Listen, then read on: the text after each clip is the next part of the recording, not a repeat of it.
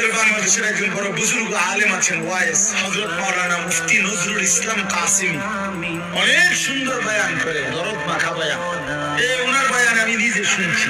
উনি বলছে শুকর সকালবেলা যখন ঘুম থেকে ওঠে, ওনার বয়ানে তো শুকর চোখ একসাথে মেলে না, মানে আমরা যখন চোখ খুলি না ঘুমের থেকে, শুকর একসাথে চোখ মেলে না, মানে পুরোটা খুলে যায় না, একটু একটু করে খুলে,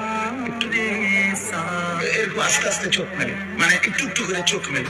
উনি বলছেন কিতাবে লিখছে যে শুকর এরকম আস্তে আস্তে চোখ মেলে কেন, একটু একটু করে।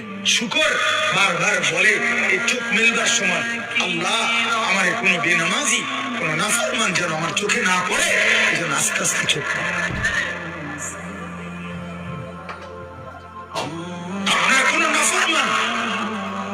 আপনার কোন নাফরমান বেঈমান যেন আমার নজরে প্রথমে